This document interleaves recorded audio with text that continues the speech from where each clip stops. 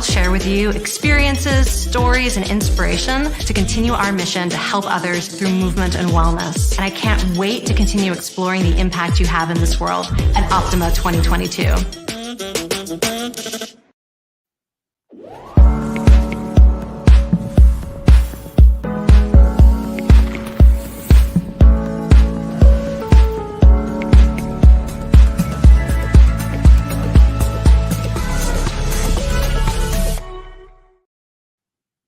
Hey everyone, welcome to our Strong Mind, Strong Body podcast. I'm your host, Angie Miller, and today we are going to talk about fueling for performance. We're going to understand how to fuel our clients to enhance their performance and their overall training experience so that they can get better outcomes. So today I have Jackie Kaminski. She has a master's and she is an RDN and she is super informative. She works with athletes and, I met Jackie at a conference. She has so much to offer in an area that I just really don't have a whole lot to offer. And that is the area of nutrition. So I love talking to nutritionists and getting their lens on how we can best help ourselves and help our clients. So Jackie, I'm going to bring you in and let you just introduce yourself. Hi, Angie. Thank you so much for having me. Appreciate it. But yes, I am Jackie Kaminski. I am a registered dietitian with a master's in sports nutrition. And I have been an athlete my entire life, growing up as a gymnast, and quickly realized that, what you put in your body does matter in terms of exercise. And, I kind of knew what I wanted to do from the beginning. And after high school, I went to Florida State University and I saw that they had a program in dietetics, which was perfect because that was exactly the lane I wanted to enter. I knew from the get-go I wanted to work with sports. It was just a question of which sport specifically I wanted to focus on. And, long story short, going into grad school, I got an internship with the UFC Performance Institute, fell in love with combat sports, and that is kind of my specialty now. So. Oh, okay. So that happened when you did an internship. That's interesting. That was actually going to be my question, Jackie, was how did you get interested in working with the population that you work with? And so, because you work a lot with fighters, right? Yeah. So like I said, in grad school, in order to become a dietitian, you have to do rotations in different fields, kind of similar to how a doctor has rotations. Yeah. And one of the rotations in my program was a specialty rotation for sports, since we were sports focused. And at the time I just started kickboxing and not like seriously, it was like at a fitness kickboxing class. It was called 9 Rounds, but it just kind of sparked an interest in the combat world. And I was like, I wonder if fighters have very interesting nutritional needs just because of the whole balancing of the high performance aspect, but also having to make weight, and you're not talking about individuals who have high body fat percentages or are sedentary. We're talking about elite level athletes that walk around at 15, 16% body fat, and we got to get them down to like 8. Oh, wow. Yeah. So I got an internship with the UFC Performance Institute out in Vegas. I was there for about 12 to 13 weeks, I believe. And I fell in love with combat sports. I loved the challenge. I love the athletes. I think that they're the most incredible people in terms of, what they put themselves through, the type of training they have to do. And then, I started training myself, and I quickly realized it is a really, really hard sport. So I have so much respect for them. And yeah, I kind of love the weight making aspect. It just definitely throws an interesting,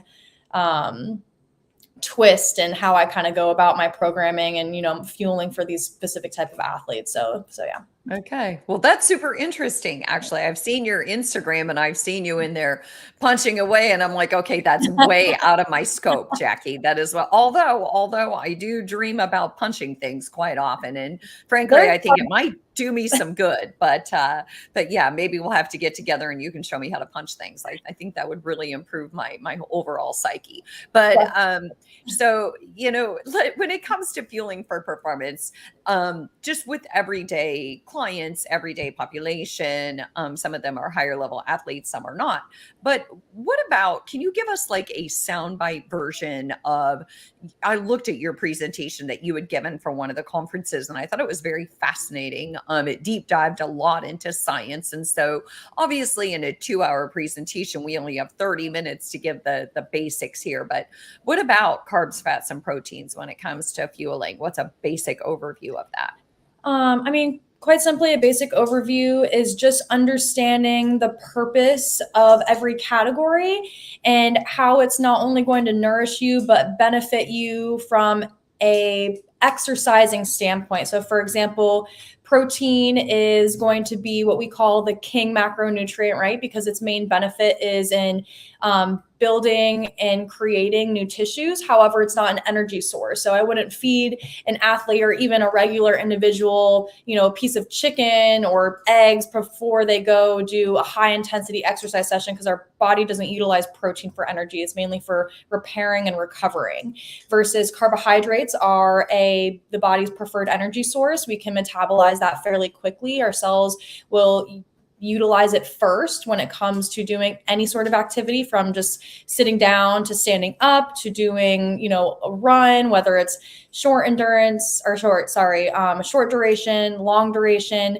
So understanding that, carbs are going to be a really great energy supply, and it's going to be a quick energy supply, versus fats.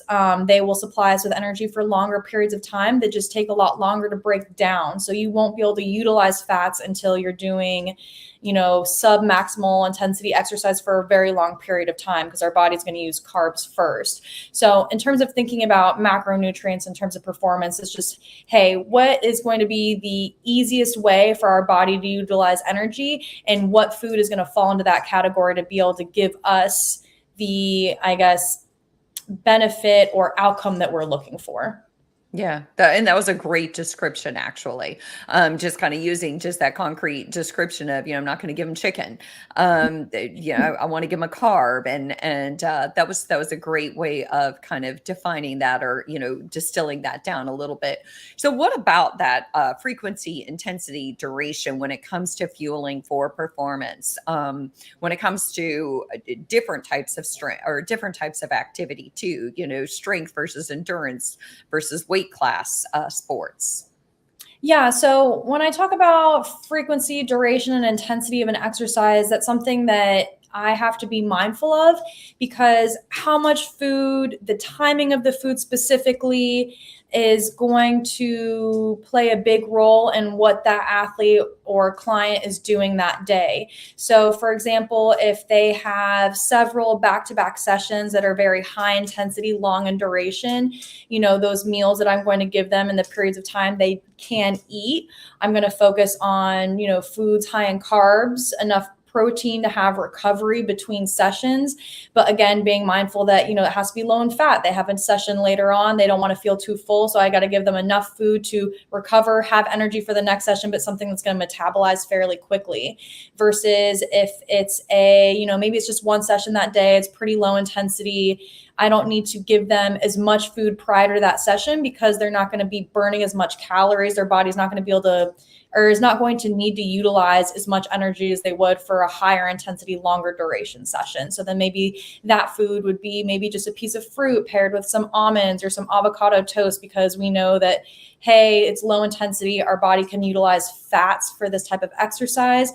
So we can program a little bit more of that before it, versus, again, something that's super high intensity, going to be really quick, high burst movements where their body's not going to be able to utilize that at all. So kind of going back to it, just, the duration, the intensity, and the frequency of that training session that they're doing is going to play a big role in the types of foods that I'm going to suggest for that athlete at that specific time.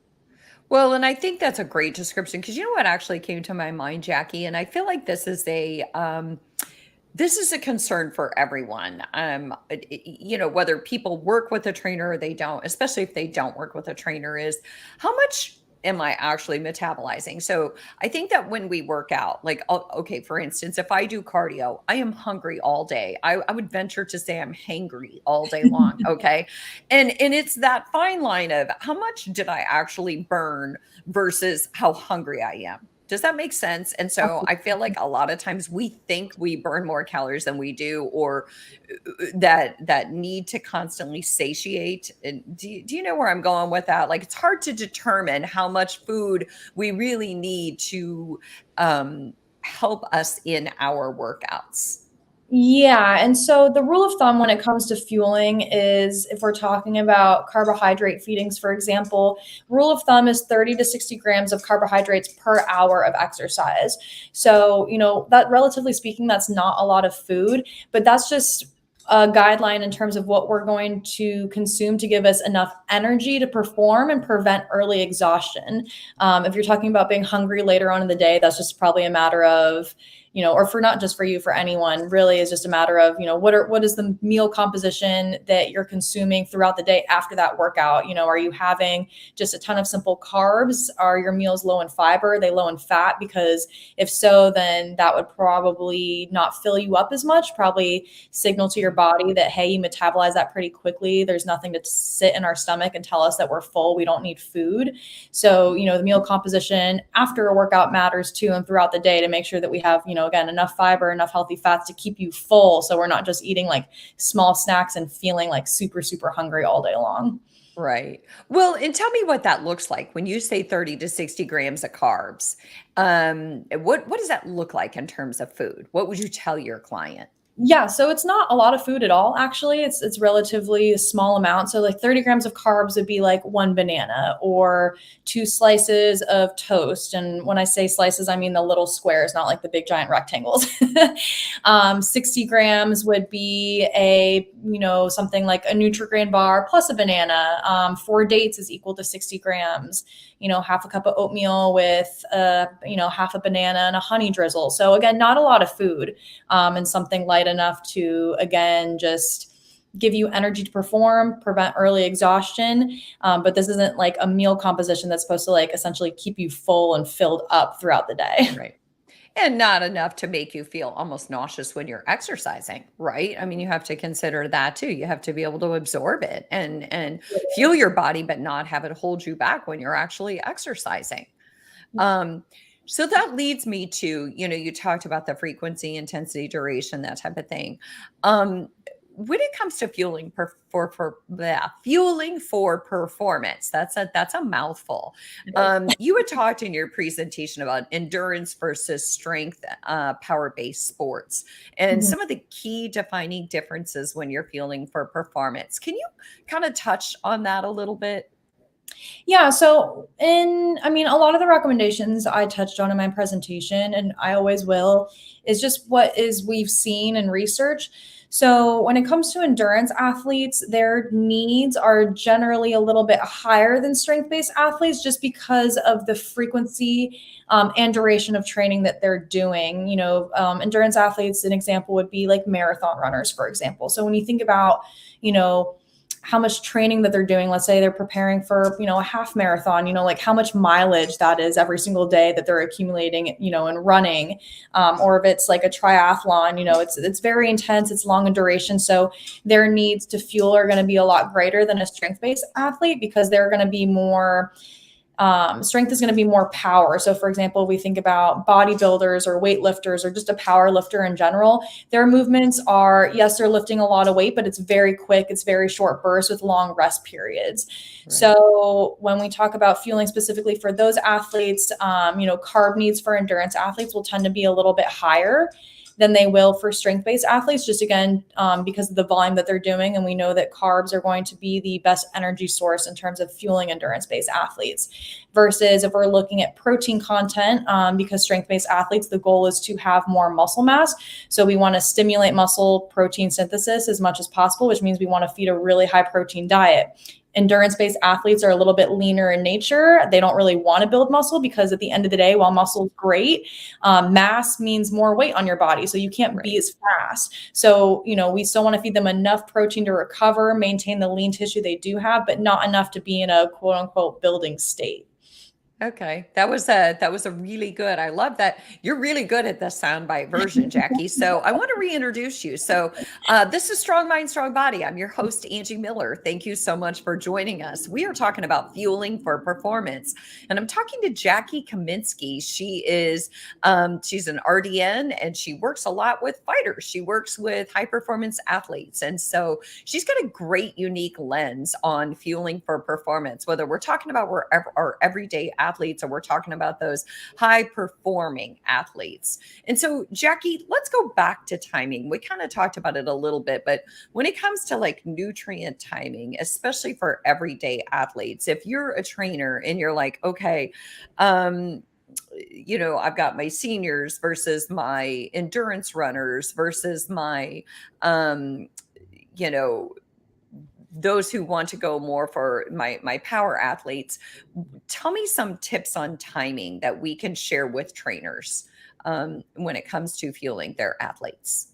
Yeah, so timing can benefit everyone regardless of, what cohort you kind of fall on, whether you're young and elite, old and elite, just getting brand new into a training routine.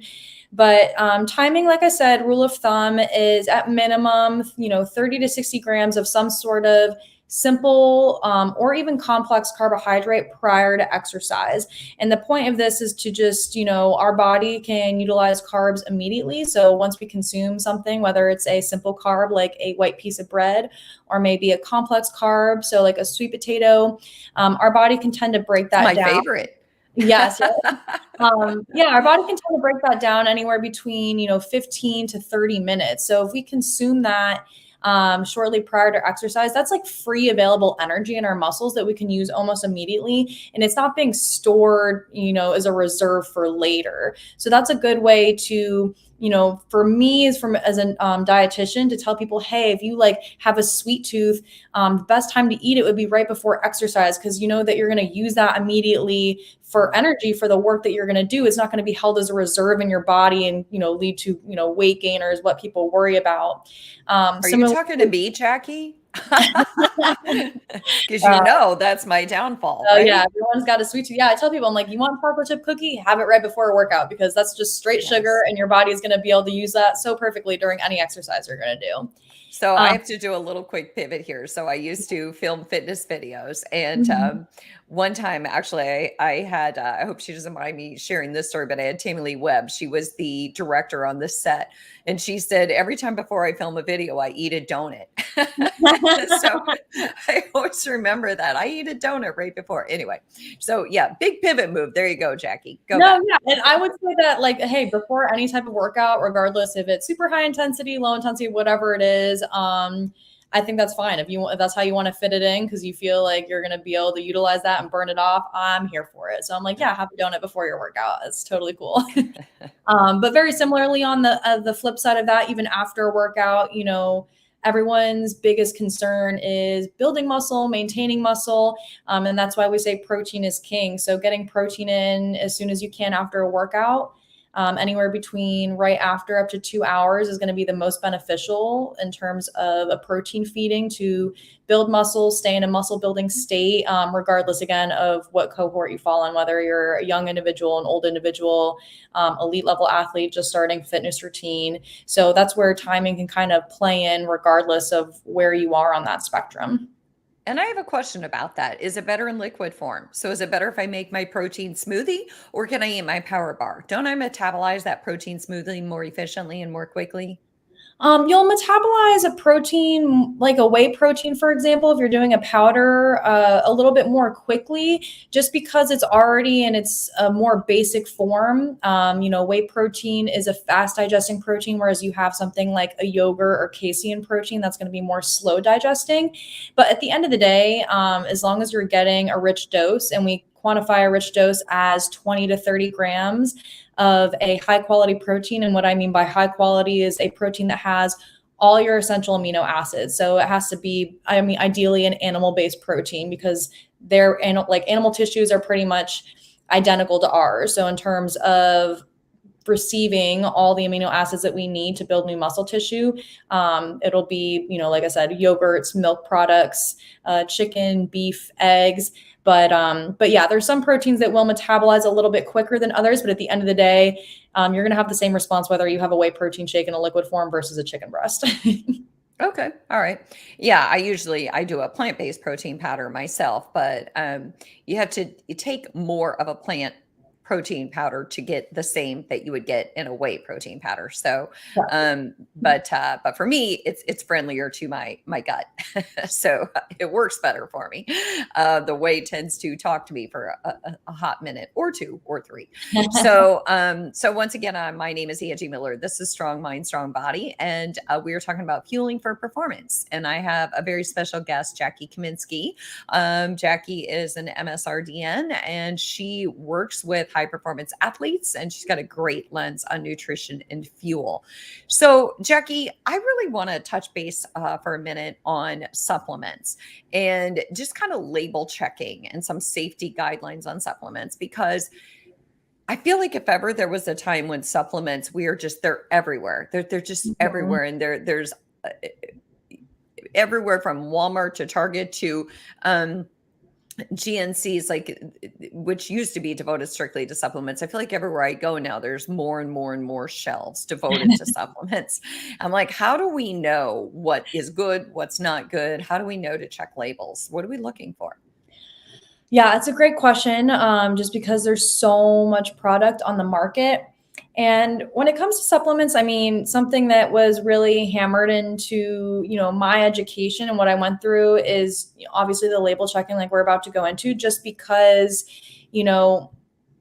at the elite level, if you're working with high performance athletes, there's banned substance testing and there's no way to fully ensure that supplements are 100% clean. So there are some labels to kind of give us some peace of mind to say, hey, this has been, like double checked, triple checked, to ensure that you have a safe product. And so the FDA does regulate all supplements. It's just a matter of additional testing that, companies will go through to ensure that they have a safe, clean product. Because sometimes you can get supplements that aren't truthful in the amount of supplement that it has. It can be tainted with heavy metals. So there are things that you want to look out for. So third-party testing is always what we want to look for when we are buying a supplement. And that will either come in a NSF certified sport label, informed choice, and then the other one is BSCG gold standard. And these are kind of stamps that are like the highest quality to ensure like, hey, like, we deem these safe, we've checked these, but it won't always be for every supplement that brand has. So you really have to make sure that like, hey, just because maybe on their website they say they're third party tested, that's not going to hold true for every supplement they have on the line, because the company has to pay so much extra money to get that specific supplement have that label on their bottles. So, you always want to check to make sure, hey, like, is that third-party testing sticker on the supplement that you're buying? Also looking at making sure that everything has all individual ingredients listed. A big caution word I tell all my clients to look out for is I'm always butcher this word, proprietary blend. Okay. And essentially that's just a way for the company to not tell you what the individual ingredients and doses are in something. It's just, hey, we're just going to list everything that we put in this blend and call it proprietary blend. So you have no idea if it says, I'm just going to throw some random ones out there. Let's say B6, creatine, beta alanine, betaine, and they just put it all in this proprietary blend. But by law, they don't really have to list out how much of a dose that is, because they just put proprietary blend. So it's a caution word. When you're looking at the supplements, you want to make sure that they're all individually listed with the correct dosage, so you know exactly how much is in there. And then, just making sure that your supplements are backed by science. Like, are they using ingredients that have been proven, not just in one study or two studies, but like multiple studies, like we're talking like hundreds of studies over decades to say, hey, like, this works. Like, otherwise you're kind of just wasting your money. But at the end of the day, I tell people, hey, take everything at your own risk. If you feel like it works for you, that's great. But just make sure, like I said, everything has a third-party label. It's clean.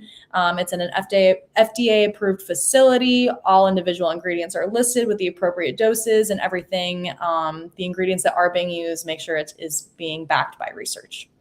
Yeah, I like that. I like looking for proprietary blend because I've seen that so many times. And that's an interesting, like you said, it's an interesting loophole, I think, to say, well, this is our proprietary blend, but what is that exactly? Yeah, So, yeah, I think that's really key.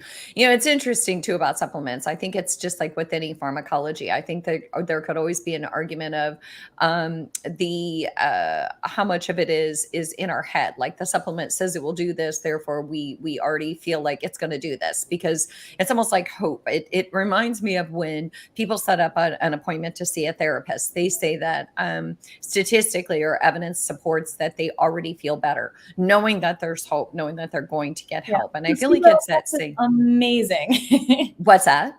I said the placebo effect is amazing. It works every time. I think so too. And you know what? Whatever helps, right? And so, like you said, as long as you're checking the nutrition guidelines and you know that you're getting a clean supplement, then right.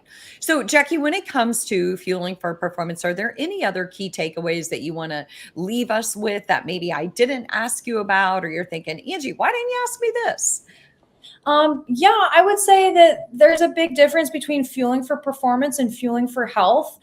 A lot of athletes can be fueled appropriately for their sport, but that doesn't necessarily mean that they're, meeting all of their nutritional needs, if that makes sense. So fueling for performance is specifically just focusing on enhancing sport through food and nutrition and nutrient timing.